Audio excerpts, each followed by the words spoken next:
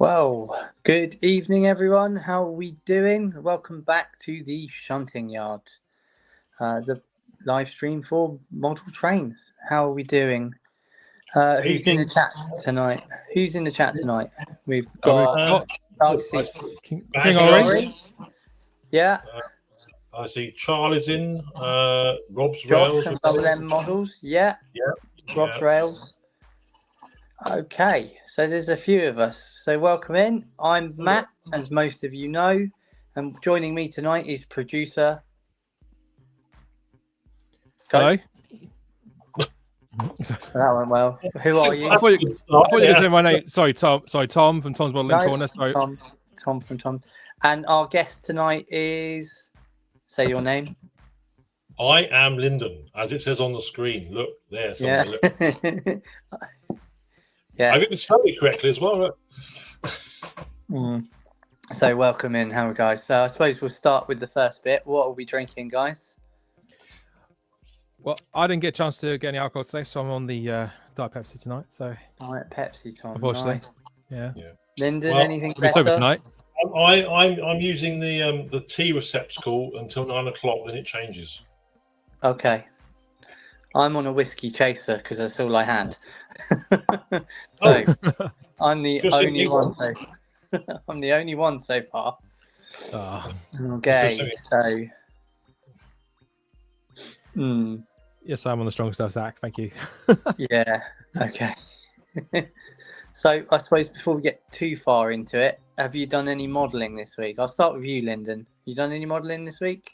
I've been away this week, so I've done very little. I had some contacts pickups arrive this week. That's about it, really. Okay. A 166 and a 483. Okay. When I get a chance. Okay. And Tom, have you done anything this week? I have that. Yeah, we can go. Let's go through the sob story. Well, basically, I've done quite a bit of modelling and also done a bit of filming as well for some future videos, which is somewhat unheard of. But one of the projects is your O-Gauge Salisbury, which is of course about the Britain class, and West Country class. Sorry, West Country. Salisbury. Sorry, and having a bit them this early. Is that a Steam thing? Yes. Oh, okay. Yeah. That's why I didn't say Steam. Unfortunately, there was an issue with the chassis, but I'm hoping that's something we can rectify very soon. Okay, but those of you that follow me on social media, it's highly likely tomorrow I'm going to announce the stand-in new loco coming. So there's a little hint tomorrow on Matt's Maritime Rail. Look out for some news for Colesford getting a new loco. Well, but I haven't picked which one yet. I've just seen that. What's this in the comment? What's this in the comments, Matt? Is it from Rob? Yeah. We are here to moan the passing of Matt's bullied.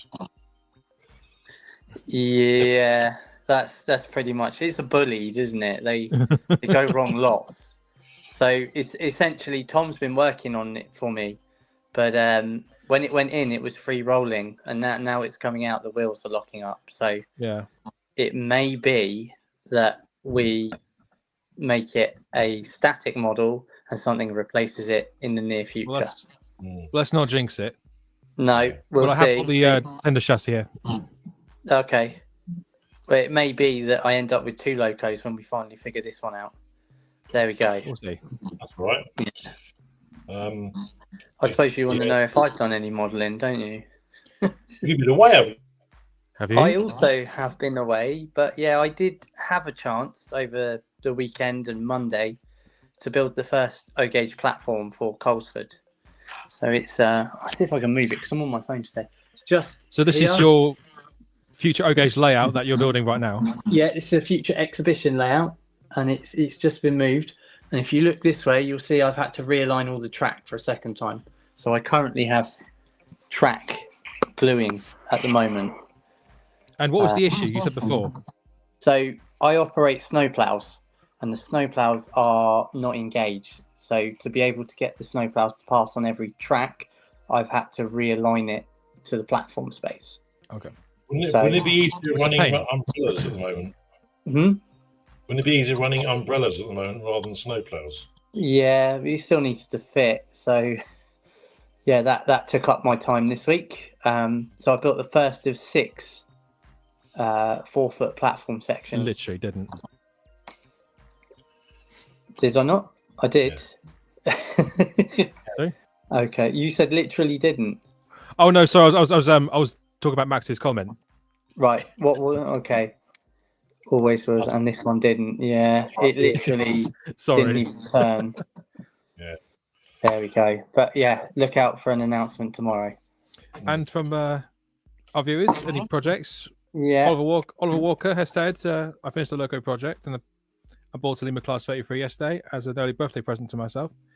When's your birthday, Ollie? Lyndon approves. You do like the old Crompton? I do like the Cromptons. I've got quite a few. Yeah. But although I've not bought anything for my birthday, which is very, very soon. I know. Right. Let's give you a birthday shout out. Yeah. If the stream's on your birthday. Maybe towards the end, we're slightly more merrier than we are now. Yeah. Yes, Badger models. Yeah, I do like beer as well, but it's tea for now. See, Phil's also said he's bought an MIB Hornby Gordon and James and the Hornby J13. Anyone else? Oh. So yeah, I've seen the J13 from Phil. It looks very nice. Artwork, some rail stuff inside. That arrived at work. So, interesting. Exciting. Okay, yeah. So there's a fair few. I too have a box. You do? Which I have to wait until, unfortunately, my day off, but I can actually film me unboxing it. But this is from our shout out. That looks like Ben Models, who I buy from a lot as well. Yes, and he was our shout out last week. Yes, he was. It was. It's a signal box. Hopefully, he makes. I think I bought the last one as well, so hopefully there'll be some more at some point. But okay, cool. Josh said KFC just turned up. Well, lucky you. Oh, you lucky man. I know. Yeah, can you send us some round, please, Josh? We're all hungry. I've not had any dinner, so. Yeah, out Tom. Yes. No, shout out for commitment to Tom. He finished work at 7:30 and came straight here. So well done. That's what your contract says. Be quiet, right?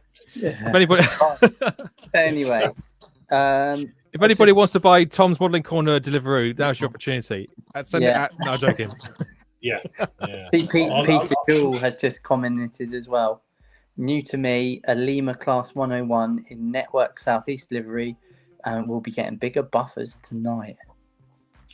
Class 101, that's a 2-car, isn't it? If I'm right. I believe they're all right. Yes, that Network Southeast. Not Daisy, is it? No, it's not quite. No. They're a bit before that. They were two-car units. Okay, so. Should we head on to the news? I was going to say, shall we move on to the news, Tom? Absolutely. The news. So what news we got? That's not the news. Where is it? Here we go. Not horror. It's a steamer. It's the news. Image credit, Matt's Maritime and Rail. It's my first one, I think. It's one of your photographs, I believe. Who? It is, yeah. Duke of Gloucester at Crewe on the members trip. Anyway, you lucky guy. Hit me up with the first slide, and let's try and talk about this. 2, 1. Back in the room. There you go. So HMM 7000 sound files for the new Class 153 and Class 121. So if you are a HMM 7000 user and you want to fit sound files to your bubble car or your dog box, it's now available. What do you call it? Well, 153 is a dog box, isn't it? Dog boxes, yeah. Yeah. I am good with my diesel lingo, despite doing other things. And I know what a bubble car is. I remember the Chiltern one at Marylebone. So there you are. Yes. Was it the bubble car? The 121 model is actually a really nice model. If it's for the the Batman one and the Mm-hmm. yeah. I've got a couple. They are lovely models. I will admit I don't have a. They are fitted with ESU sound chips at the moment. Okay. Cool. Yeah, it was useful having the programmer so you can tweak them. Yes. I've got about 3 or 4 of the 121s. But they're Okay. as to be seen at future shows this year. Excellent. I look forward to it. Good. I'm sure I'll see you at a show this year. Yeah. Okay, so yeah, if you're on HMM 7000, you've got either of these new sound files available. Tom, should we move on to the next one? TT120. Ooh. Fences. So you can sit and admire your trains going past. Is that bigger scale than N? Is that Defence in Charlie? Maybe. I'm not sure TT would be enough Defence Charlie N, to be fair. No, probably not. Actually, he's a large than life. We're on slide 2, Rob. No. Oh, come on, Rob. What have you been up to? I didn't think you were turning up tonight, anyway, Rob. He's had fatherly duties to attend to. He's fine. You mean he's only missed sound files, and we'll mark it against you for being late. Yeah, we will do. Yeah. Put your name on the board for a warning. Yeah. You've got a range of fully detailed plastic kits for fencing here.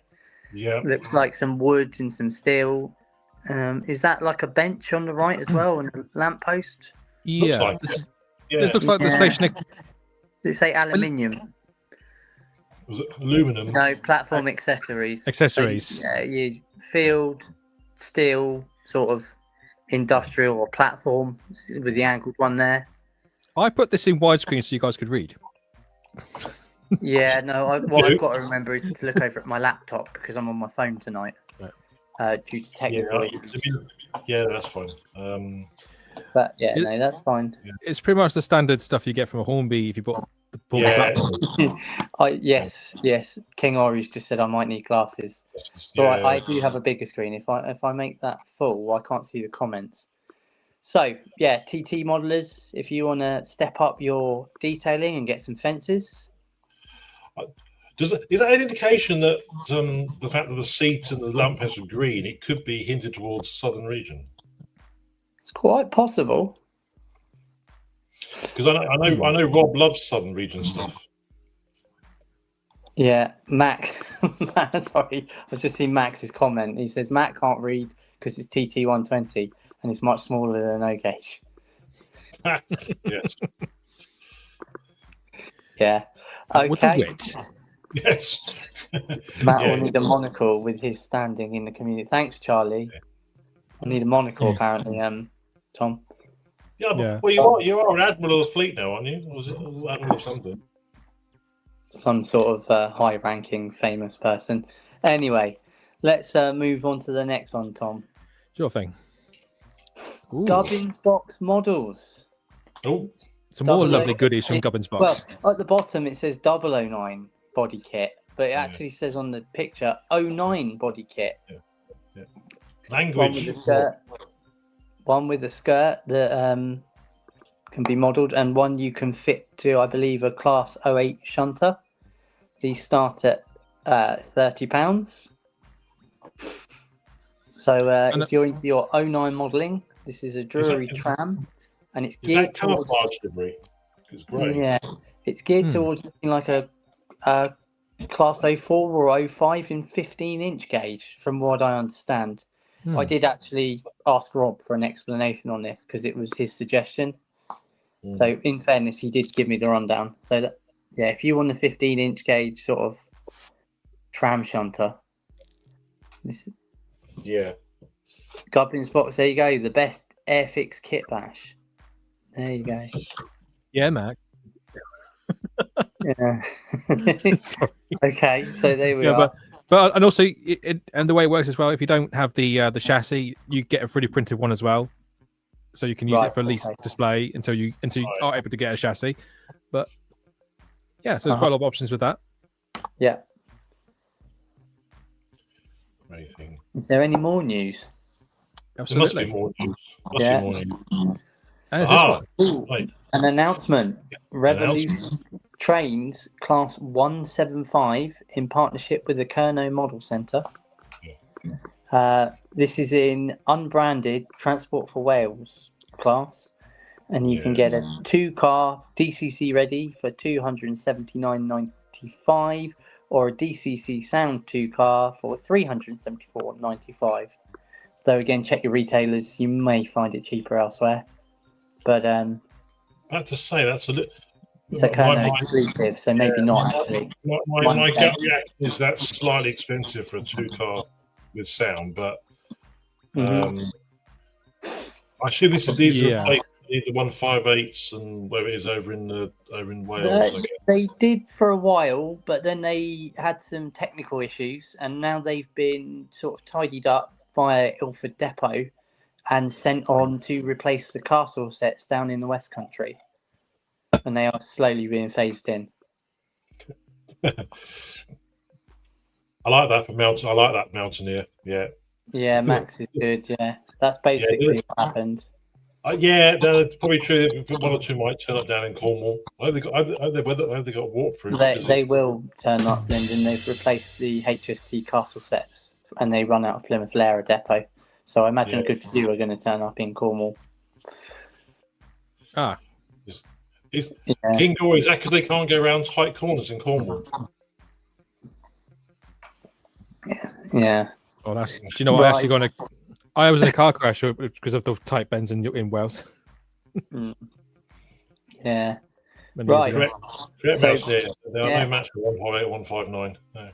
Revolutions and Kerno Model Railway Centre's new announcement. What's next, Tom? There must be something else. Absolutely. We got the O gauge standard gauge. 35 limited rerun of the 55H Britannia. I'm not going to price these, but they're circa £2,000. So if you're an O gauge modeler and you fancy a all singing, all dancing Britannia, head over to 55H models. I might give that one a miss if you don't mind. Yeah, even I'm quite tempted to miss that one, if I'm honest. But it is a nice model. They do a fantastic job. I feel like in the future, if you want to see it running, you most likely see it on Colesford. Thanks, Tom. Just trying to get your attention. New announcement tomorrow, but it's not this. Also, not sound and smoke then. Well, who knows? They do sound and smoke fitting, but then there's a cost to that. But they do some stunning models. Yeah. So moving on quickly before everyone puts their eyes out of their sockets. Sticking with O gauge, highly mining 7-plank open wagons, exclusive to footplate. So if you're a Severn Valley Rail fan or the Highley area, then this is for you. Prices from $54.95. And then you say they're from the same company as well, 55H, or no, these are not from the same. These are possibly Dapol, I think. Can't remember, but it is most likely, yeah. Main manufacturers that have put a livery on the side for footplate. Okay.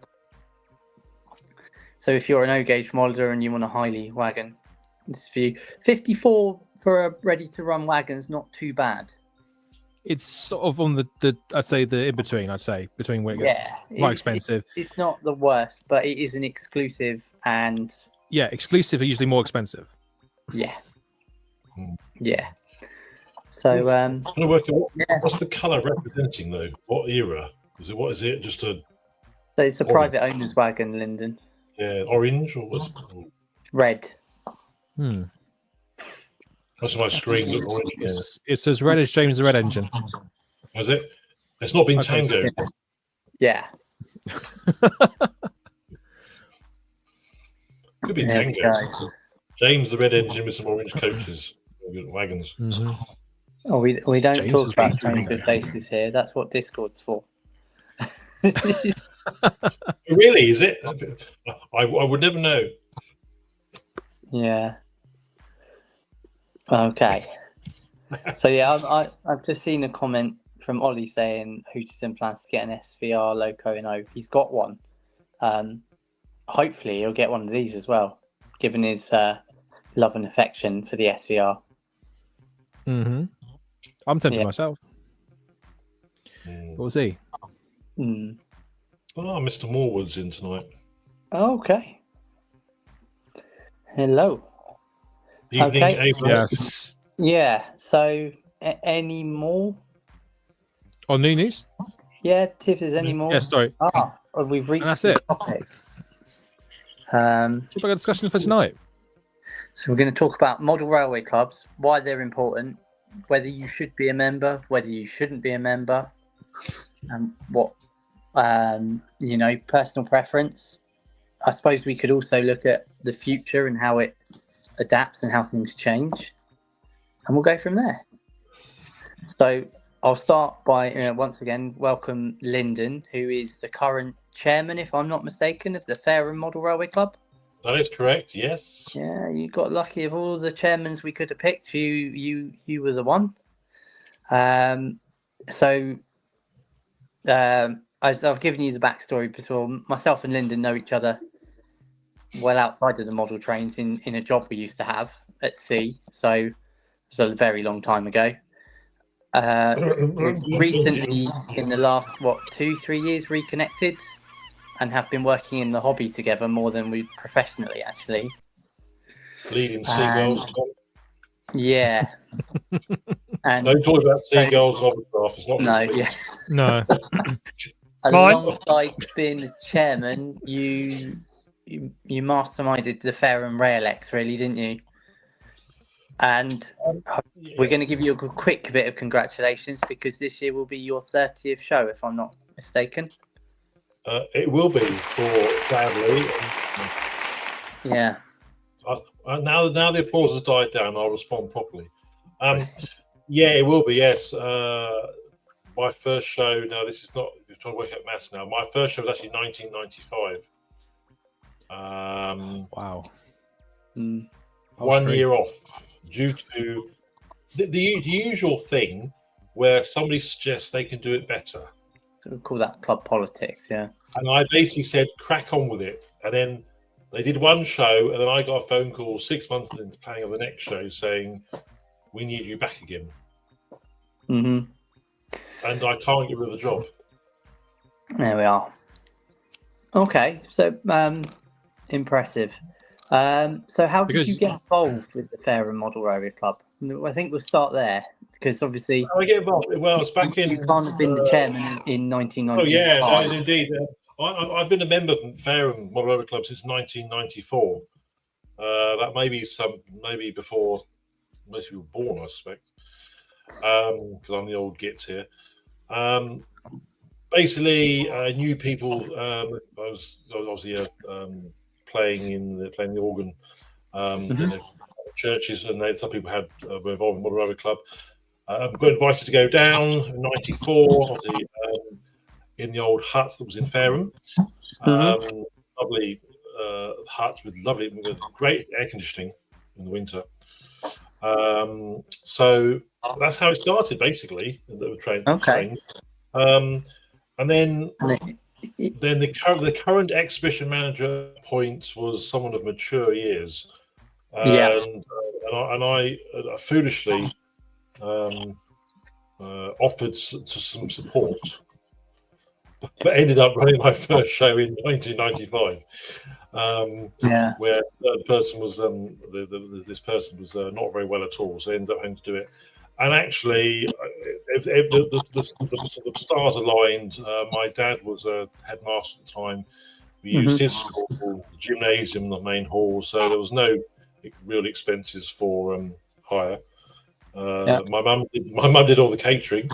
I know that one well as well. Yeah, well, you do indeed, Matt. Yeah, your mum's very good at making sandwiches. Yes. Yeah. Yeah. And you've all got to start somewhere. Well, that's true. That's true. I think. King Gory 994. Were you alive, King Gory? I think Zach just said he was -13. Was it okay? I don't think Rob was alive. What? It's a bit too early to tell you what I called him, but maybe after the watershed because it was quite. Well, me and Rob were the same age, 94. When? Sorry, Tom. 94. We're both 2 in 94. So I was gonna say I was 4. Yeah. Okay. Yeah. Kill 9. Yeah, that's the Yorkshire tea. Very good. Bring it back. Mm-hmm. Yeah. So that's how it started, and then basically I carried on doing things, and a friend that certainly some people know on here, and Matt will do, is Elliot Cowton, who was currently serving in the armed forces, came back from America joined the club and could see that there was potential in me to do stuff. So he and I joined forces for the '96 show. And was that 6 or sick, Charlie? Well,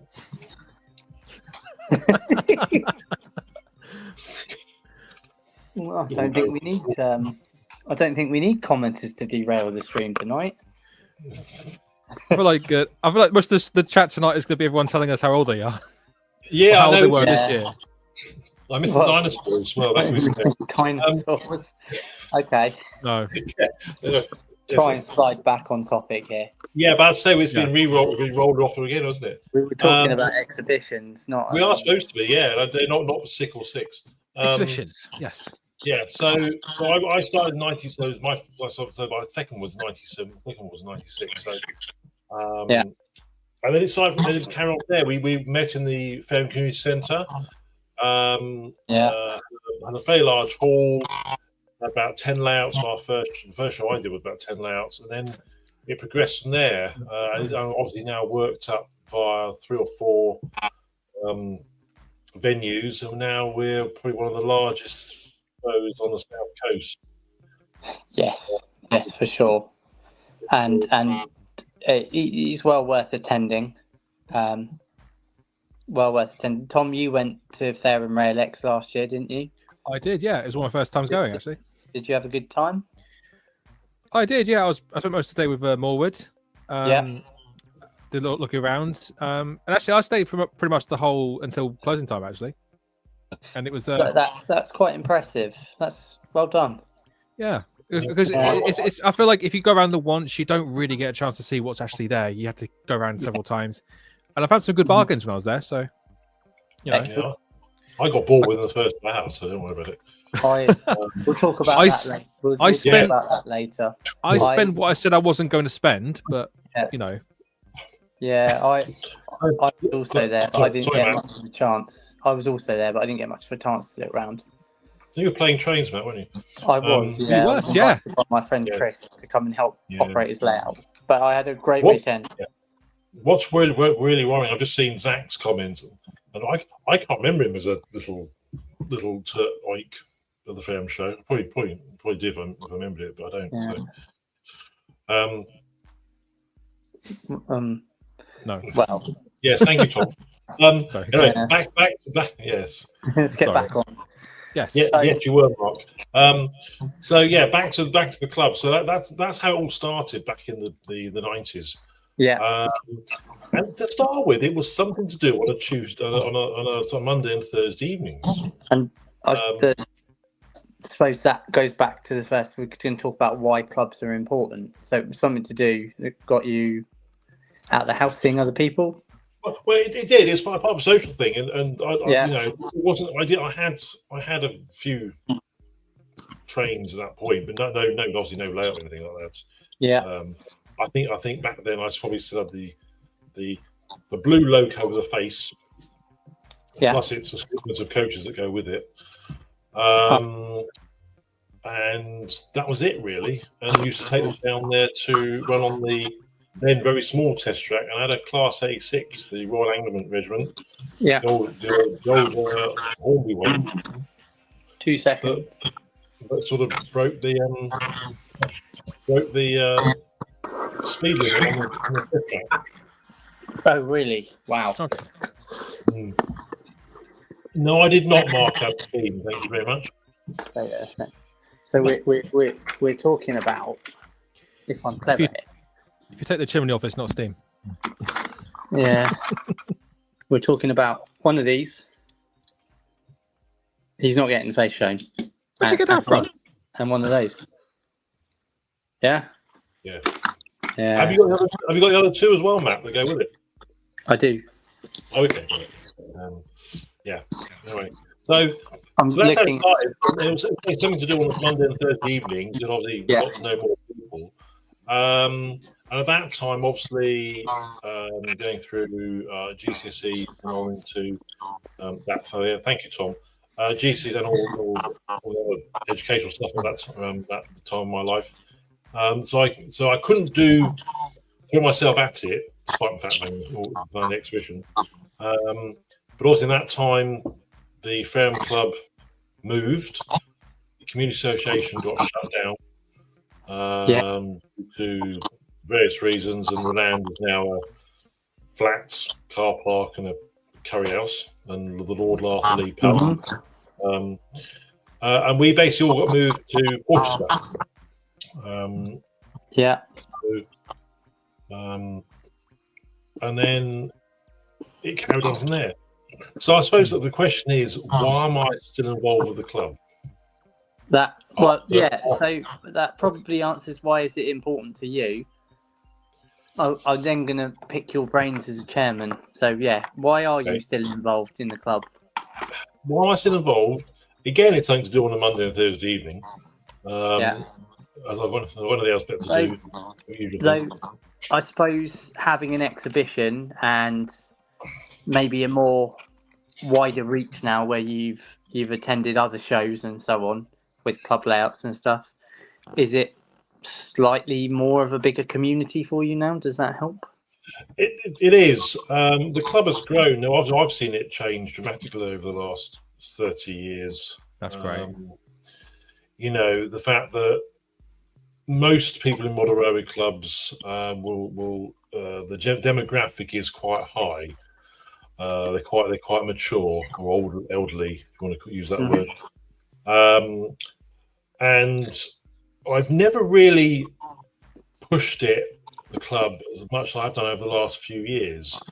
And we are very lucky to have some new members. It's a place where basically people come together and share ideas, build layouts, and basically it's almost a bit of camaraderie. We have been known to be supporting for people with mental health in the Rowing Club who come somewhere to talk about trains. Some people just want to have a cup of tea. There's nothing wrong with that at all.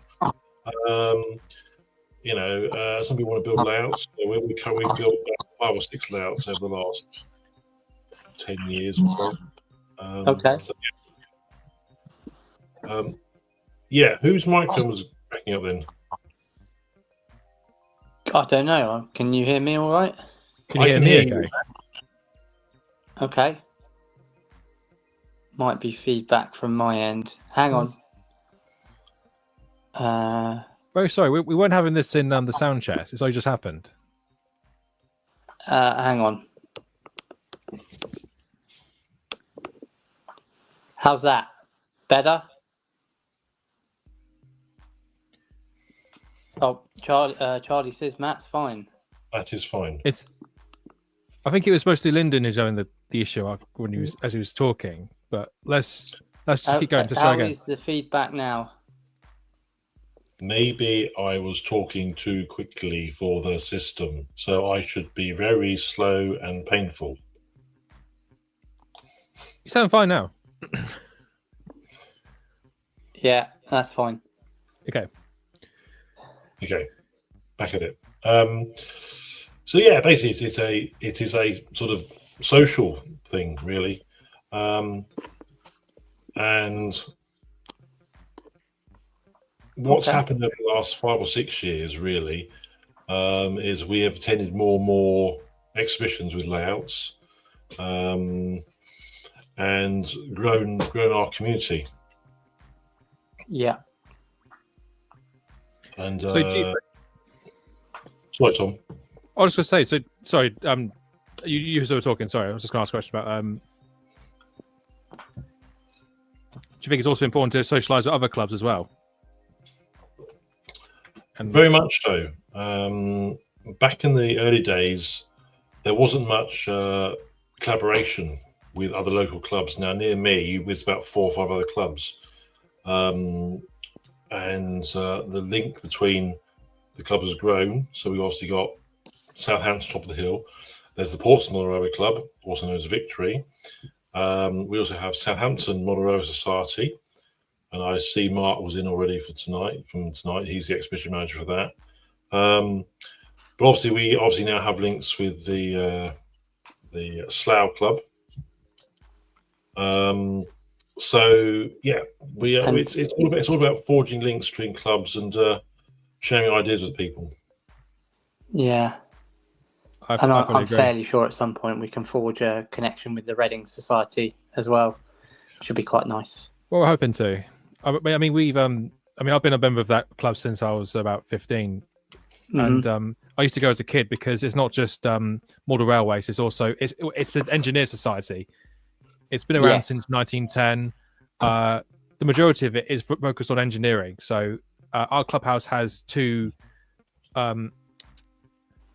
railways going around the clubhouse. We've got 5-inch and we've got 7 1/4, and every first Sunday of the month we have a public running.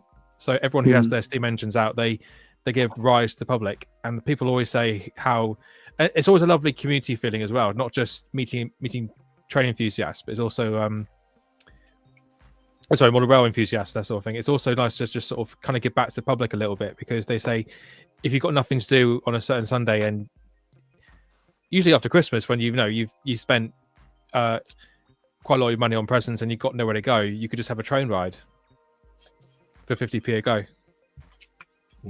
Yeah, that's very interesting, Tom. Because obviously in our club, and I think Matt has got a picture of this at some point tonight. Also meant to say, sorry, King Ori is also a member of that club too, as well as Matt. I meant to say that. Sorry. Yeah, we are. Yeah, well, so says Mark. I've just noticed his comments, and I think Rob and Charlie are also members of clubs as well. Yeah. The beauty with the Fareham Club is that we actually have a very large test track. It's a very long test track. It's sort of 50-foot long, about 15-foot wide. So if you want, you can run on, which runs on DC and DCC. So you want to run something in, it's perfect for that. I suppose before we get too much further, have we got any comments that we can share? Tom? I've just seen Kiln Lines comment. Have clubs which work in a tandem a great way to socialise? Yes. I think the classic example of that one is look how we all got together at Slough. I was just going to say that the last Slough show, all the different clubs that came together, and the Heritage Railways, and the 2 or 3 traders, one of which bailed me out at the last minute because I was let down by a well-known trader. So yeah, all that collaboration was really, really good. There were a couple of tough bits at the beginning. But it was solved without anyone throwing any spikes or shouting at one another. So, could have been much worse. Yeah, no, indeed. And I was seeing Zach's comment. Sorry to cut you off, Matt. The chat name was Kevin Hardcastle. Zach. He had the 442 MU in at ESC. Is there any other comments, Tom? I was going to say, including you, Matt, we had quite a few members join the RSME. Yeah. So we're definitely going up, and that's great to know. That's great to see as well, because it's one thing we unfortunately we've had a few situations about 15 years ago where members came and didn't stay. I think because of the way that the club unfortunately had a sort of subgroup within. Yeah. As it's kind of died away a bit, it's sort of become a bit more positive, I like to think, and hopefully that will include. I'm hoping that at some point in the future we'll be able to do things like have our own exhibitions again. That'd be something I'd like to see. Yeah, I'm just looking at the comments myself. I like this one Peter Hodges said. Can you see that one? Is that one, sorry? What, taking layouts to exhibitions? Yeah. That one. It's a great way to recruit people. It's how I joined my club. That's yes. Sorry, found it. I've actually highlighted that one. Sorry, here we go. Yeah. Yeah, we had did someone join this week having seen us on an exhibition on a Saturday. And I think for me, as either a club member, either of the clubs for there, when I go to an exhibition, that's one of my favourite times. And probably, even when I work independently with some of the independent layouts I help out with, is I spend the majority of my time talking to people, which is a skill you'll learn through being a member, because you have to drink tea and drive trains and be able to manage them and make sure they're crossing the points at the right time. And it's not just watching trains go around in a circle or up and down. There is quite a skill to it. And some of the layouts and depots I work on that operate, you have to be watching the train and then trying to talk to people with eye contact, which you develop. You will only develop if you're a club or a layout operator. So that's what I take away from this. Yeah. I will say about people getting together. Obviously, when we were in lockdown 3-4 years ago now, which seems ages ago, we were one of the few clubs locally that actually still met. We had a booking system, so because we had such a large venue room, we could have maximum 6 people in that room at any one time, and nearly every Monday and Thursday we had 6 people there who wanted to get out. And it was a really good thing. And then we had our own disinfecting system in the building, which I installed with Elliot. So it was a very safe place to be, and it was a lot of people. It was very, very useful during lockdown to be able to go somewhere and just have a bit of fresh air. So it was that worked out really well. I've just seen Charlie's comment. Yes, you can bring a loco and rolling stock down, but I suppose that's not to our club. That's the Telford O Gauge Club. It's far for you to come. I would say as well. Because it's actually years ago when I was at my actual club when we would, I was invited to help. I was asked to help. Could I help run the O Gauge layouts at Langley back in 2010-11? And that actually got me into O Gauge because I was thinking about it. But then when I went to the exhibition, helped run the layouts, that was enough to make me think, okay, that's where I'm going to go next with my modelling journey. And that's how I learned to build the kits and everything. So even if you are a member of a club and you want to try something new, it's always the best place to kind of like gives you an opportunity to, as it says, recruit, gives you an opportunity to have a go at driving something that you wouldn't have done before otherwise. Indeed. So, yeah. I like Mark's comment. Tea is essential. I totally agree, Mark. Southwest Max, where's the Earl Grey tea bags? Yeah, you need to bring them, Max, not for me to provide them. End of discussion. And the next comment I've got. Yeah. Let's have a look.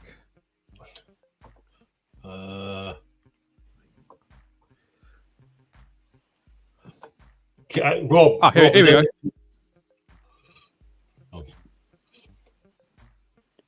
go. Which is kind of what I've been saying. Yeah, it's the groups. That's one of the unique parts of the RSMEs. It's got that big double O gauge layout in the clubhouse, whereas the tea is, where you go and buy your cup of tea while your kids or whatever are having a ride on the train, and then we've got the outside track. And we used to have a Thomas layout as well, which you could basically you're in control of driving the train, but that layout got sold off, so we don't unfortunately do that anymore. But even if you didn't really, even if you weren't interested in joining the club, it's just something to kind of distract children, really, or distract younger people. Which, but having done it myself once or twice, being behind the layout and actually being in charge of it, I wouldn't do it again. Yes. I will say publicly that being a member of the Moderary Club does have its advantages when building layouts. You know, I'm aware that I built 2 layouts, as a third one being built at the moment. But having one of our clubs is very useful to put layouts up and test them.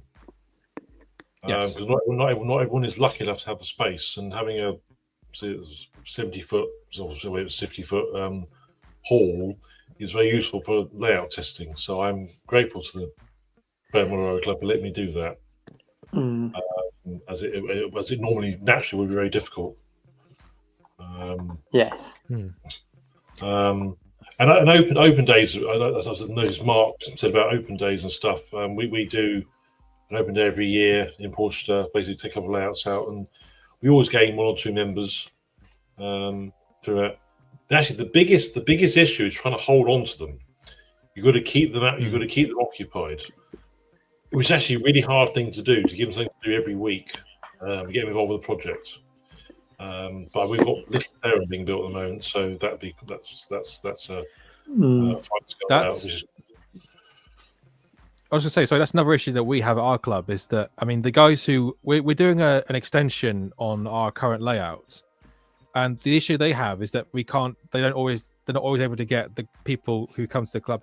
There's about, let's say on an average night, there's about 10 or so many people who come, but there's more likely about 3 or 4 people working on the extension, and they want to try and recruit the more younger people to try and learn some skills, for example, like soldering the tracks or putting the tracks down, and I agree with that. But at the same time, I think when you've kind of been set the task of doing a certain job, like we have Mike, who's sort of the head of the project, he's more or less just focused on getting it done and not always available, or not always thinking, oh, can you come and do this? Can you do that sort of thing? He'll just go and do it himself. And I think that's a lot of the attitude where they say they want to, it's more or less people's tolerance to teaching people, I guess, but also, but at the same time, I guess the person, I mean, you have some people who say, oh, there's never anything to do, but the person who's saying that could also ask to do something. Yeah.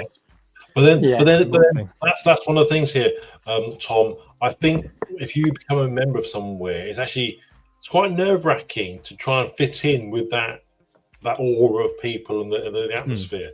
So it's quite hard to start asking questions of what you're doing, blah blah blah. Yeah. So we're always very aware of this, and if I'm down, I will try and grab people in to do stuff. Which is very important to make people feel included. And Richard Standing, sorry, just to say, Richard Standing, who's got his exhibition on Saturday, which Matt is going to be helping out at, he's done a great job He's actually done a great job actually trying to get the younger people to get involved, not necessarily within the technical side of things, but he's got the paper Metcalf kits for some of the youngsters to build the buildings for the extension. Yeah, and that's been quite fun. I don't know. I mean, Sam was also doing that. He got stuck in with that. I don't know, but it's when everyone's there really that he kind of gets the table put aside and everyone just crowds around and builds these buildings. We do that when we do the exhibition in October. We on not the main hall, but the room next to the main hall, the club room. We do have kits for the kids to do, along with supervised by an adult. And that's like a first step, really. If they're interested in doing that, then there's that spark may grow over time. But you never know, and it's a total. But it's also there's also another there's a topic from another evening. But how do you cater for the youth, the under 18s with all the safeguarding stuff? But I'm not prepared. Not going to go into that right now. We could be here all night talking about safeguarding rules and regulations. No. But it's something that we all have to be very aware of. And I know Mark over at Southampton will back me up on this. It's not easy. No. You could have matrons and all sorts and chaperones, blah blah blah. But that's a topic for another evening, I think. Yeah, no, you're right. There is a lot of things that go into having a youth group around it. You have to be very careful. You do, and you have to be safe and conscious of the law. Having adults. It's bad having some adults. There's been one or two times at the club where some of the members who have matured since then, but they've done things like they started playing like tag or something, and it like they play fight in the clubhouse, and it gets. Thankfully, it's never got to a point where we've had to like really tell them off, but that does happen, unfortunately, time to time. And you sort of think this isn't a youth club. This is a model railway club. No, but you don't want to come across as being a stooge and saying like stop having fun. Yeah, but you do have to, because if it gets too far, they could knock themselves into a layout or something, or yeah. So we'll move this on a bit. So I think we've done to death being a member, why it's good to be a member. I've seen a couple of people say why it's not so good, saying local club only meets at a certain time, and the other one's a good hour's drive. So I understand why you wouldn't. Let me just find that one. Can I just spot that? Josh from Dublin. Here we go. Is it Rob's Rails? So, can that's something to think about. We are like a fair in a way, and we are I've also seen Josh Matt, from let's Dublin saying he's part of the Heritage Railway. Matt, be quiet. Matt, be quiet. Right. Sorry. We're trying to respond to Rob Rails' comment, and you went soldering on. Slow down. Well, I was trying to wrap the subject up. Right. It's okay. Let's respond to Rob's Rails comment first. Right. We at Fairham are lucky the fact that we have 24/7 access to our building. This is not always possible with some railway clubs. I know Southampton do. So I understand where Rob's Rails is coming from, but I'm sure there are ways can be worked out to get people into that club at other times. It'd be worth looking at, Rob Rails. Thank you, Matt. Sorry. Okay. So the next comment, so just read, we're lucky to have 8 layouts for members, and so there is usually something for us. Someone's doing one of them. That's true. Always good. It's good that with because I was saying, because sometimes in my videos, if I'm not working on the layout, I make videos on the club layout that's everyone's got access to. But yeah, sorry, did you want to? Yeah, so I suppose the next question about why a model railway club is important, and perhaps ask you, Lyndon, from the chairman's perspective. About clubbing being a chairman, it's probably one of the... Yeah, so not necessarily having members and so on. I think we've covered that, and why it's good to be, and why it might not be. But from a community point of view, promoting the club, why from the sort of other side of it, having been a vice chairman of a railway society myself for a while, why do you think it's important? Our club is a CIO, a charitable incorporated organisation. We've done this basically for legal and financial protection. Without getting into all the nitty gritty, we have a board of trustees and then obviously a committee who run the club. Trustees do the policy and the committee do the day-to-day stuff. This basically, having the CIO is basically put us into the community. So part of our aims and objectives, we have to do stuff for the community, i.e. an exhibition once a year, the open day once a year, and we're currently looking at doing some Saturday things in a school for youngsters. It's very important that we are seen out and about in the community, and we are getting better known in the community, but via social media, so Facebook, Instagram. The two big popular ones, obviously having the layouts out there.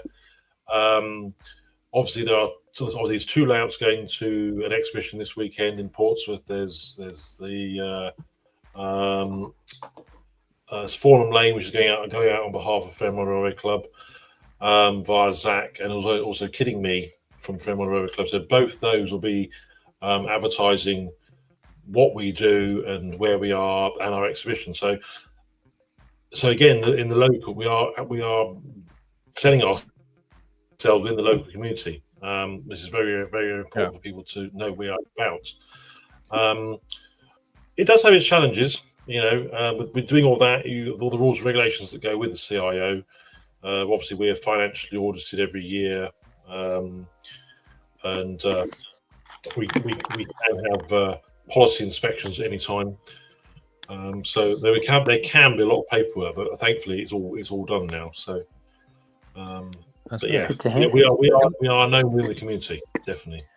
Can I mention something as well, quick? Because it's the same situation with things like Facebook and everything. Since my club, I'd say about 12 or so years ago, started using Facebook. Since then, obviously local people knew about our club and obviously the miniature railway. It's known as Prospect Park Railway. It did have a good community following, but since Facebook, it's just blown up. We've had more members turn up, we have more visitors turn up, and the prices, of course, for the tickets and everything. Not the price for tickets. I mean, the amount of tickets sold has, of course, gone up. So it's been able to change so much because of the awareness of it. It's recently become a charity. And it's done wonders for the club, really, in terms of like popularity. Like every time I go there, it's so crowded. You can't always the only place to really hide from the crowds is really just the local workshop and that kind of thing. So it was a good. Can I just respond to King Gory's comment? Was that Portsmouth? Absolutely. It's Portsmouth. It's Horndean College, Portsmouth. So it's just slightly out of Portsmouth. It's Horndean Technical College, King Gory. But if you can't make Portsmouth on Saturday, they're at the warehouse in Reading. The Ken Avon Society are having their model railway exhibition to support the Charles Ian Wallingford Railway, and I shall be there helping out amongst a few others. Yeah. Evening Finborough engage. That's an interesting comment. This is what we're going to say. There's nothing just starting my club. Good job. Yeah, indeed. Yeah, that's not easy thing to do. It's not easy. Good luck. Yeah. We're going to talk about in a minute. This is our 60th year as a club, so.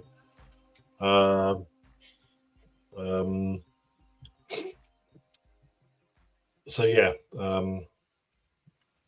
indeed. Yes, I will, Zach. For context. Yeah. Derek is taking flyers down. I'm bringing some more on Saturday morning, so I'll also bring a pop-up banner as well. Okay. I suppose, Tom, then should we share the slides now? Absolutely. Yeah, because it's nearly 9 o'clock. I'll just Aaron being rude again. Sorry, 1 second. I pressed the wrong button. That's me. Yeah, sorry. I don't know what happened there. Sorry, I just skipped that. Here we go. Cool. All right, here's slide number 1. This is the Fareham Club, if I remember rightly. That is our so that's our main hall. And as you can just see around the edge, there's our very long test track. It was obviously when I was there because there's biscuits on the counter, bottom left. Yeah. But so it's quite a pleasant room, quite well lit. So yeah, we've got the layout with the green board. That is Airport Wharf.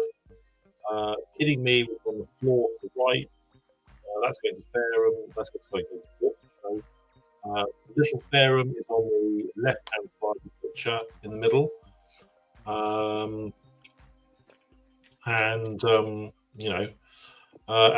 Fareford East is in the corner at the moment, as you saw on the introductory video to the stream. No, it's not, Mark. You know our floor's not even. There's about an inch drop from one end to the other. Yeah. Mr. Walker, you're very welcome to come down to the club, and you can run your own GWR loco. I won't be there. Well, at least your club's got windows, Lyndon. That's what I'll say. Sorry, Tom? I was saying, at least your club's got windows. Do you know what, Tom? I've visited Fareham in the last few months, and it's a little TARDIS of space. You wouldn't believe how much space they've actually got. Wow. This is just one of 3 rooms, isn't it, Lyndon? We got so that's so if for people listening, you can see the 2 That's the main club room. Behind that back wall is our original porter cabin, which we used to meet in, which is 30 foot by 10. And to the left of that room is another big hut where the O gauge is, and O gauge and storage facility. So we've got 3 areas that we can use 24/7. The floor is not even, but yeah, we know the floor is not even, Max. Thank you very much. Okay. No need to remind me. I think he was. I think he was playing to Peter Hodges covers. Yes. More. What's the next slide, please, Tom? Absolutely. Number 2. Oh, so these are my photos. Yeah, hang on a minute. So this was last year's Fair and Rail-X. These were some of the layouts. Oh, we're there. Oh, we're there already. Okay. So the first 2 are Redbridge Wharf, which were behind the layout I was helping operate. The one to the left is Cardiff Canton, and the one to the right was all the way from Preston. Bottom left, isn't it, Cardiff Canton? Aldford. Aldford, bottom right. That was the modern image with overhead electric. Yeah, West Coast Main Line layout. Yeah, very good. Yeah, really nice. Really nice. Was expensive to get down, but definitely a crowd puller. Yeah. So yeah. Yes. Yeah. Move it on slightly, please. You want to go to the next slide, yes? Yeah. So the one in the middle is Cardiff Canton. This is the layout I was helping operate with Mark, who's in the chat. Mark's Model Railways. Yeah. To the left is the breakdown on the Sunday following a fire alarm test that went off. And to the right, you can see the exhibition manager working really hard. I am negotiating with traders, I think, at that point, aren't I? You were drinking tea and on your phone. That looks like Catherine Booklaw. It is Catherine Booklaw, but you were drinking tea and on your phone. Whether you were negotiating is not for me to say. Because it was a long-range paparazzi photo. Yeah, we were negotiating probably something dodgy. Okay. See, I knew you'd do something. I'll leave it up to the chat to decide. Was it tea and Tetris or negotiations? You could be talking with AirPods. You never know. Could be. Could be. Any comments from the exhibition photos, Tom? Well, I'm just looking. I'm going to look. Actually, yeah. Nothing from the exhibition. More about the floor. About the floor. Redbridge. Yeah, real electrics with OHLE. Yeah, parlour layout was brilliant. I didn't get a photo of that, but it was a good layout. The parlour. Yeah, but Mark, you nicked broad gauge layout. Yeah, Mark nicked it for the Southampton show. Yeah, that was the broad gauge layout, wasn't it? Yeah, it was. Yeah, it was a very good layout. I like that.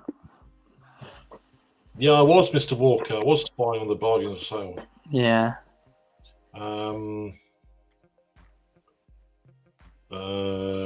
Checking his latest purchase. He was probably actually looking to avoid me. Or was it Tom? I can't remember now. That was more likely me. I was probably too busy talking to Tom Marshall. He's probably trying to avoid me. Spot the deliberate mistake in the slide as well. I'm having a look. It says modelling the LNER. Oh, yes. That was... Never mind. They've used the same template from last time. Someone's trying to... Is that James's fault? Yes. I'm going to blame someone in the production team, yeah. I'll just give it away, sorry. I'll just give it away. Yeah. What's the next slide? Yeah. Okay. Lyndon, over to you. Right, okay. What you see on the screen now is the poster for our show in October, 3rd and 4th of October 2026, from Lodge Centre, with a diamond. in the background, there's a bit of a watercolour because it's our 60th anniversary as a club. So we've been going 60 years, and what's quite worrying, I've been a member of the club for about 30 of those 60 years. That's quite worrying. So at the moment, yeah, I know it's worrying, isn't it? Just rename it Lyndon's Club. Well, no. That's like a dictatorship, kind of that. Lyndon's Rail-X. Yeah, Lyndon's Rail-X. Well, it should be this year, my 30th. Yeah. Yeah. I think Rob's that's the hashtag. Oh, is it? That could be the hashtag. Lyndon's Rail-X. Modelling in LNER still on the bottom of the screen. I will say, Rob has said in James's defence he works after the stream, and he does, and he's had a really busy week. Oh yeah. So credit to him for getting this done nice and early for me. Yeah. And I do like Steve from Finber and Engage saying Lindex.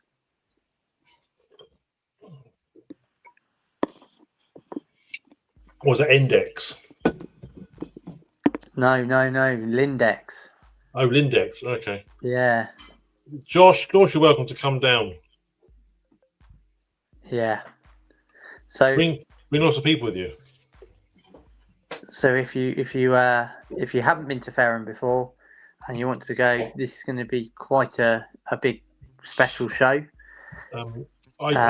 Yes, there are. Yeah, as Lyndon said. Prizes.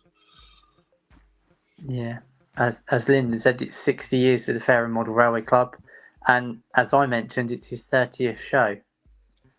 It's a great opportunity. That's a great achievement. Yeah, absolutely. That's a standing achievement, I think. Yeah. How about a trade stand? What, Josh? If you message me privately, we'll discuss this off air. Yeah, I'm gonna say Yes, I agree to that, Oliver. Yes. Yeah. And it was actually last year. We had a couple of people from Shunting Yard there. And I'll also be at Fareham Rail-X helping out on the layout, later to be announced. We even had Mert there for a little bit. Time you'll find out, but I will be attending as the layout operator. Yeah. I'll come be Lyndon's slave. What's Mark said? He'll be a slave for the weekend. He thinks he owes you. Oh, yes, you do. After what I did for you at Southampton. Yes. Well, actually, Matt, there may be a couple of people from the Shunting Yard team coming down because there's a certain O-gauge layout coming. Oh, okay. Telford have been invited. Oh, fantastic. Excellent. Yeah. Fantastic. Have been invited. I'm going to try and actually have a go on that then if Pete lets me. Same. I regretted not being able to go. I didn't have a go to start again. Get a chance to have a go on that. Yeah. Yeah. The next MR expert. Right now, Mr. Walker, listen in carefully. What I'm about to say. Do you want to put that comment on the screen?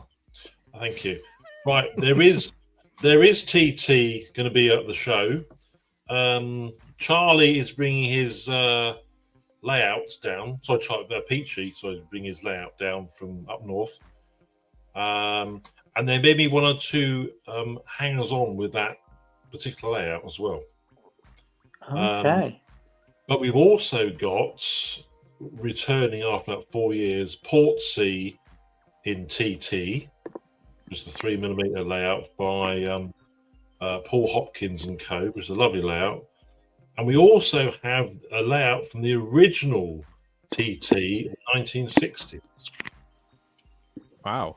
So we've got all areas of TT covered. That sounds fantastic. For the TT modelers, yes. For TT modelers. And our latest TT modeler, Rob, of course. Who? Rob from the Kiln Line. Wasn't there just an advertising gimmick? Would you actually buy that? Yeah. Max has just asked, have you got any NG7? Only if Rob turns up with it. Yes, I'm sure he will. There is 009 coming. Yes. Yeah. Good evening, Lucy. How are you? Welcome in. Welcome, Lucy. Hello. Yes. Good evening, Lucy. Was that all the slides then? I'm sure we have more. Oh no, there's more. There's really more coming up. There's the show. I just felt we best see our faces. Lyndon, you can take the lead here. Right. Okay. Now,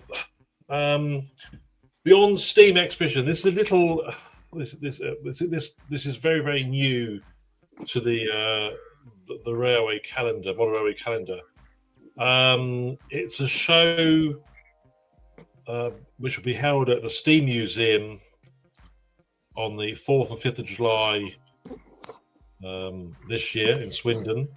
It's a good friend of mine, Chris, and myself are organising this.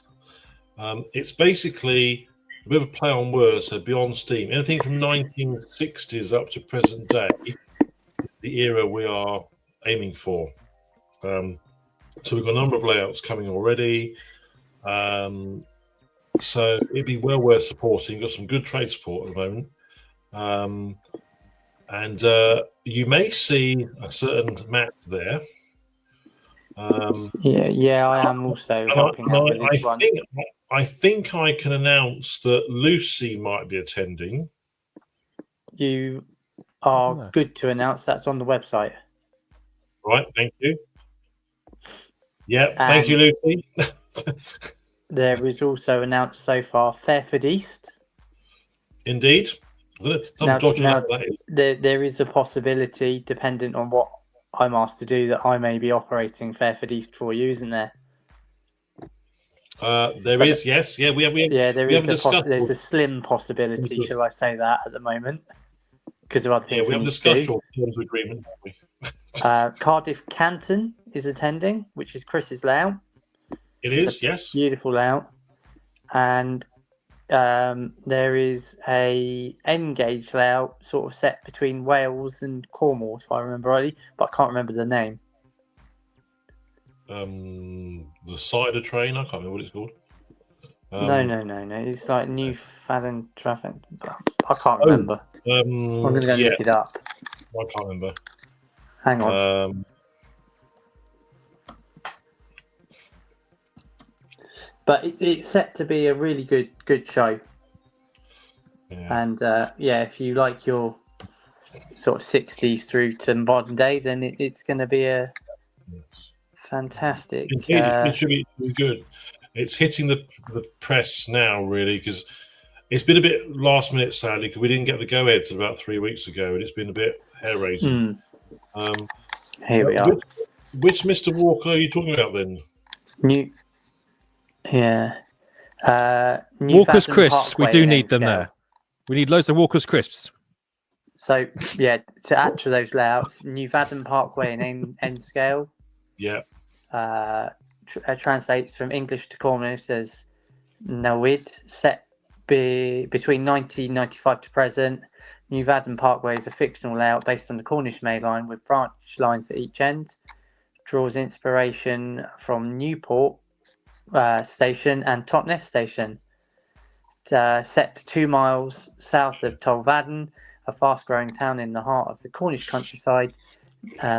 Nearby Penance is a busy shipping port with various flows of coal, oil and container traffic.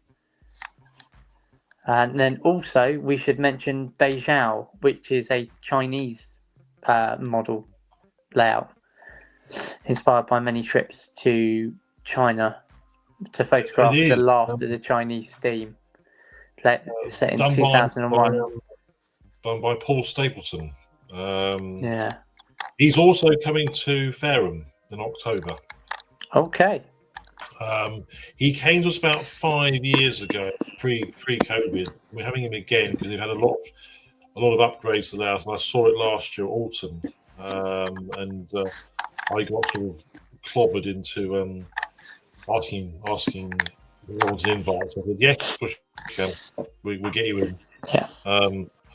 It's a big layout. It's quite a long time to set up. We did look at James Street, but it's slightly the wrong era, which is a shame. It's a lovely layout, engaged, but it's just sadly the wrong era. Yeah. And then we can also tell you so far, Ron Lines, who've just mentioned they're looking forward to supporting it, they'll be in attendance. And Chris Craft from Plymouth have been announced as well as traders. Yes. Yeah. But if you check the Instagram page, Facebook, and the beyondsteam.com website, more is going to be announced over each passing week. Yeah. Yes. Yeah. Well, I mean, also invite some of the Shunting Yard people down if they'd like to be there. Well, there'll be at least one of us. I'd love to be there. Yeah. I'm gonna do my best to try and get there because I am going to Australia at the end of October, but hopefully I'll be able to make. So well, this one, Tom's in July. This is on the 4th of course, no, sorry, 5th of July. It's 4th and 5th of July. Sorry. So the glorious. So no, I got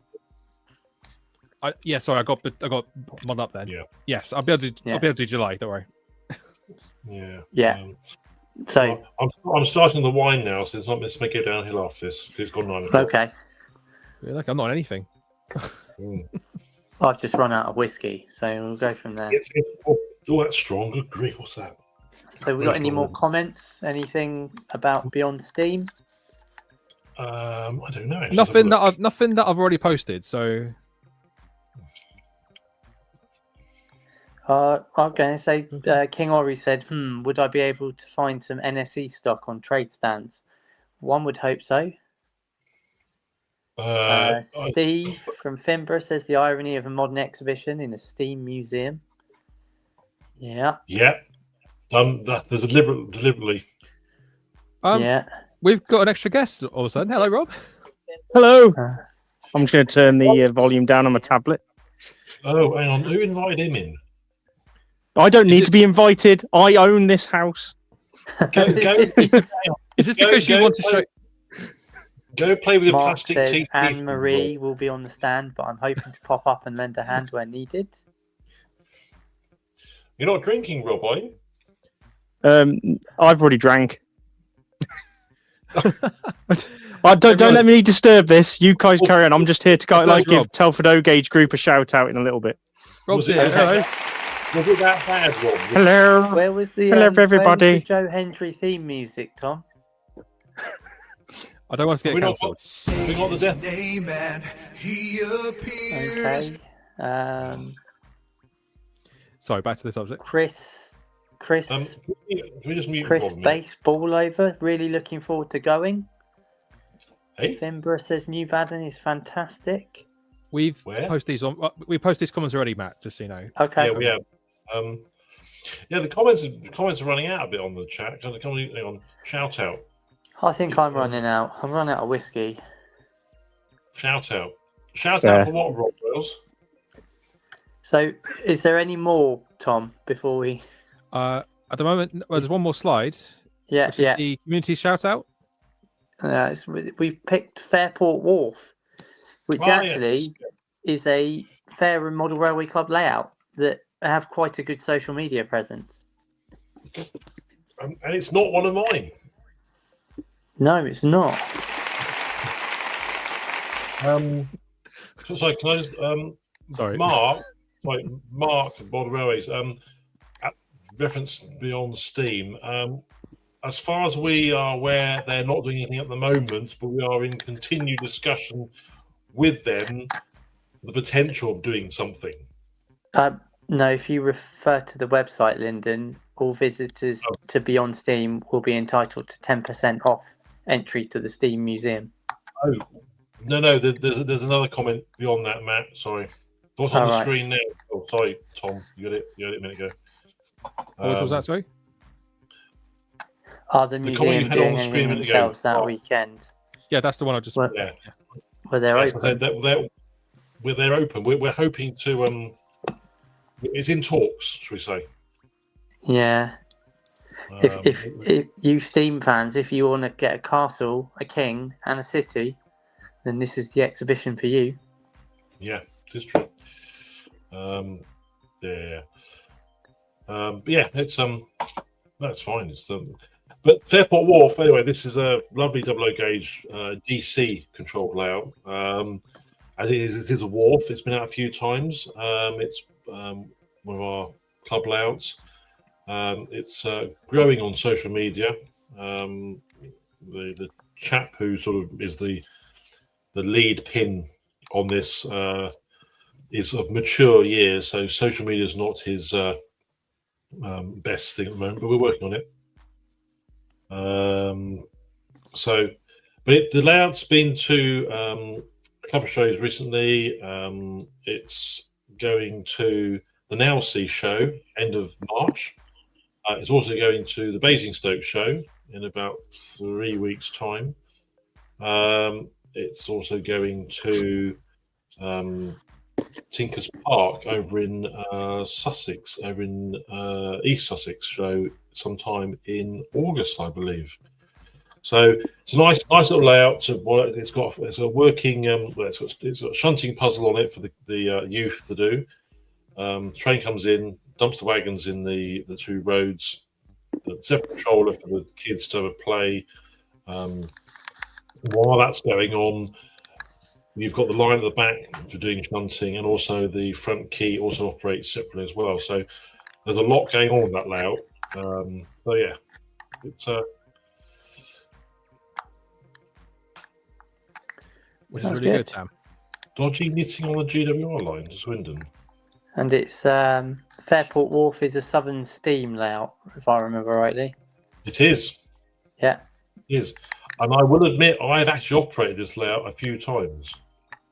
No way. I have. There's no third rail on it, though, Lyndon. Well, Rob's woken up. He's heard something interesting now, hasn't he? Look. I sense blood and I've gone for it. He's heard me black team. I will share also a private conversation myself and Lyndon had recently when I got my bus working is I might have to learn what steam engines are when Colsford comes to fruition. Yeah, just to drop you in it. Yeah, I've still got to test Rob on a DCC layout yet, proper one with no Network Southeast. I've got one. That's not Network Southeast. It's better than Network Southeast. It's narrow gauge. Hang on, what? Narrow-minded people. Where were the announcements for that? But then I've got Southern for NSE either. What's Southern? The Manning Wardle. What's that then? It's a narrow gauge engine. This is the Network Southeast era. The year it's 40 years since Network Southeast. So it is. The layout's going out this year will have a Network Southeast theme. You could build one of those Vietnamese coaches. Max, if you want to paint an NG7 loco in NSC livery, I will run it. You could get one of those Vietnamese coaches, couldn't you? And have an international thing. Yeah. Well, I hope Rob is coming to Chatham because there's going to be an awful lot of stuff for Rob to do. I don't know, but we'll find. I will find out. To prove he can do DCC modern image. I helped operate your layout for a little bit. It's Slough. You did. No one filmed it. No one filmed it, and none of the trains crashed. So I consider that a great success. I think I took a picture, didn't I? I think the jury's out on that one. I think. Oh. I didn't go through any reds. I'll have to go through my slides. Slides? Slides. I should do the niche card here. I am a modern image modeler, but I model Steam. I tolerate Steam. There are. Look, I've said it publicly. Like, I tolerate it. I didn't say I like it. I tolerate it. Yeah, but I do modern image Steam. Well, in that case, you should buy that Tornado. That's up for sale. What? Christ, yeah. £2,000. That's a modern Steam. I could buy. It is modern Steam. Well, I said at the beginning to follow my social media tomorrow. Yeah. Oh no! Oh no! Well done. I've got to stop talking. Yes, shut up, Tom. I'm as bad at the Simpsons estimating when something's going to happen. Simpsons did it. So I think that kind of wraps up why model railway clubs are important. Sort of why exhibitions are important as well. It's been a fairly good discussion, actually. Well, this is where I want to jump in, if possible, and just let everybody know that the Telford O-Gauge group is going on tour in the next couple of weeks. I believe the Garden Railway show is in Warwickshire in 2 weeks' time, in March. And Hellsfield will be there. So if you want to go and see Hellsfield, Telford O-Gauge group, ask questions to Pete, who's going to be running it. I sadly won't be there. But yeah, go and see some O-Gauge. It's good. It's good. Yeah. Did you hear the comment, Rob, earlier that there's a certain O-Gauge that coming to Fareham show? Yes, I did. I'm currently weighing up because I'm going to have to choose between Fareham and Chatham, I think. So it's going to be a difficult choice, isn't it? Does it in offline chat and negotiate terms? Yeah, I don't know yet. I normally get one weekend a year, so it's going to be one or the other. Yeah, we'll work on that. When my daughter doesn't want to spend time with me anymore, it might be a bit more lenient. But until then, you've not compared your daughter to trains yet, Lyndon? She's just sold her Lego train set because she says that she can just come up here and play with mine instead. So yeah. Oh. Yes. That's quite sweet, but also quite it is so worrying. I'm just going to reply to these comments I'm being abused about now. London Transport Pannier. Yes, I agree. London Transport Pannier could work on the layout if someone buys one for me. DCC fitted with sound. Thank you very much. Yeah. Lucy's just hit a point there about so the social aspect of this hobby is probably the main reason we're all still in this and continue to do this, and that is why this community exists as well. Because I would not be doing this hobby if I didn't know all of you guys. I can guarantee that.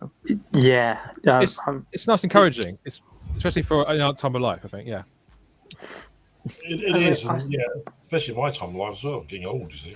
I'm going to say also, though, I suppose it's been an interesting development because I've always been in and around the hobby, though less so before COVID because I wasn't in the country very much because of the job I had. But sort of, it's been weird, sort of doing this and getting known for working with Lyndon and Chris and other people. Whereas Matt's famous, you all know. Someone might stop me at a show and are you Matt? Can we have a chat? And that's really nice. We have this thing Whereas of our club before, where I could just wander around on my own and no one would know who I was. So that again is a nice part of the. It was a bit well. That's when we all left at the NEC last November. That was that was a fun day out. I enjoyed that one. It was a great day out with a number of people there who obviously stopped and said hello, and who recognised me from trains. But yeah, no, the community and the social part of it, and I certainly at the last Slough show, I tried to instill that in the whole show, the whole ethos of being social, being friendly, and I think I pulled it off. Yeah. No one complained about it anyway, so. Yeah. Sorry. Matt isn't as famous as Dan's pants. No, that's very true. Well, I want to say, Rich, if we're ever going to get around to in the future having a Shunting Yard show, then you need to start buying the pants and the merch and getting your hoodies. Yes, we need to get the next tier of StreamYard before we even think about a studio. None of us here take a wage. We do this for free. So get over to the Shunting Yard's shop and buy yourself a hoodie. Buy a hoodie, a hat, glass, or even some boxer shorts. Yep, we have boxer shorts. We have boxer shorts with the Shunting Yard written on them. Yeah, it's great. Boxer shorts tomorrow, aren't you? Oh God, please don't show us. Well, I just wanted to say, just quick, so I know we were on the topic, back to the topic of the fact that clubs are important, and also the whole coming of age thing is also we're now at that point where clubs are. It's nice because they're there for when we need them, but you get to a point where members do drop out, but the ones that do stick are the ones who I find will hopefully be the ones that keep that club running in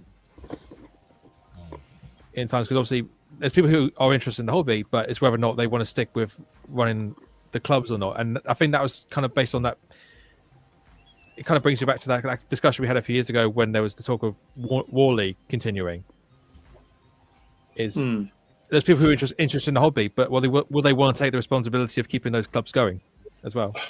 This, if I may come in here, this is a very valid point, Tom.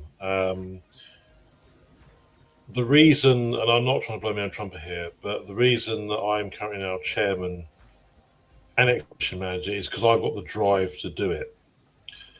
It does kill me to a certain extent because I'm going grey, and I'm not going. That's not because I'm going old. Well, I am, but the stress, and Matt can relate to this because I know Matt got fairly stressed end of last year trying to do his monorail show.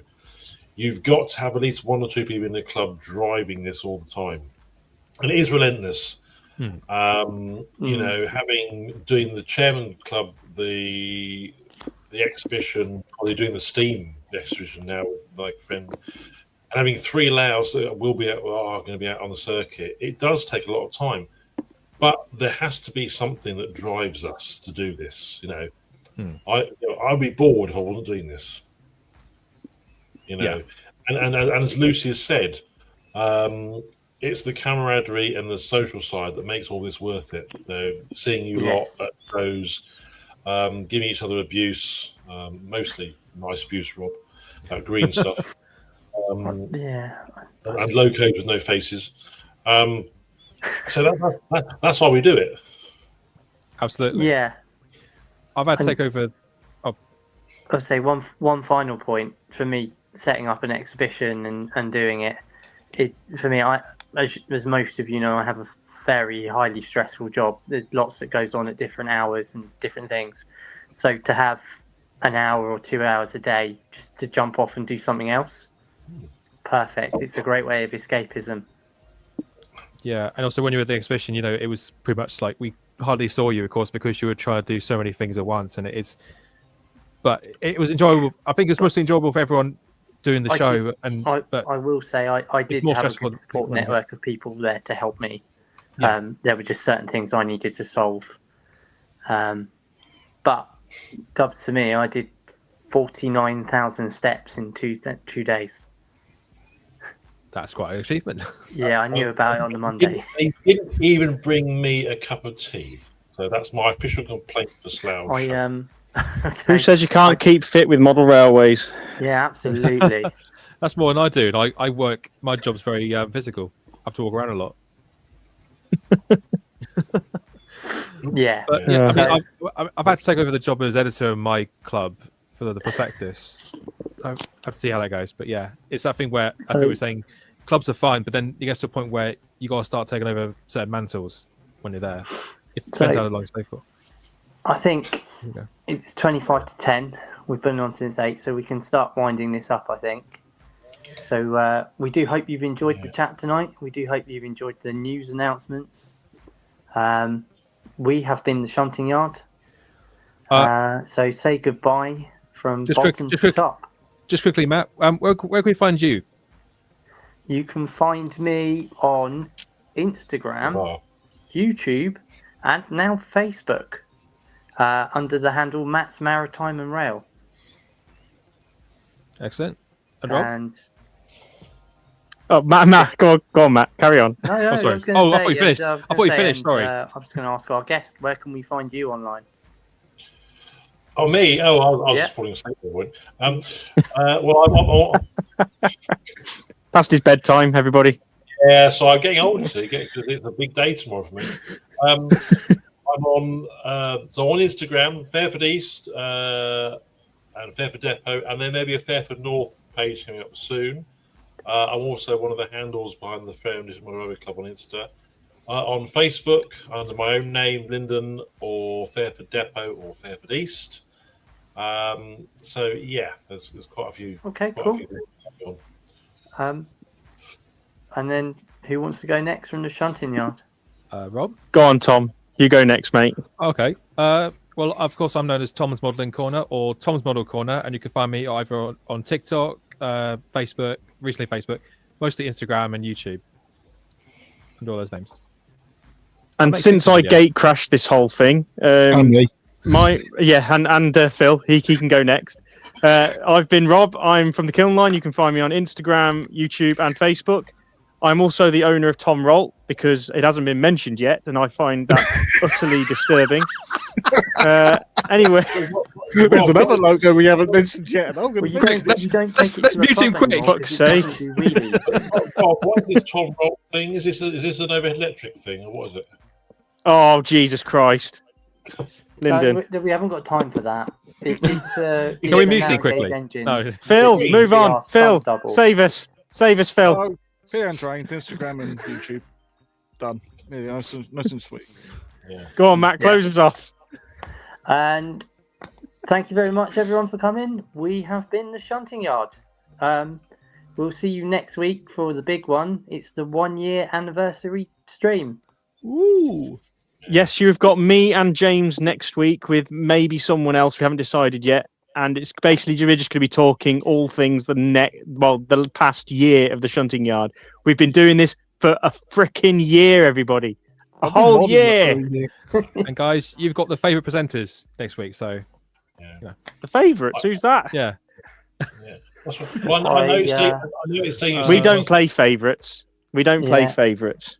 I'll hopefully see some of you Saturday at the Reading exhibition.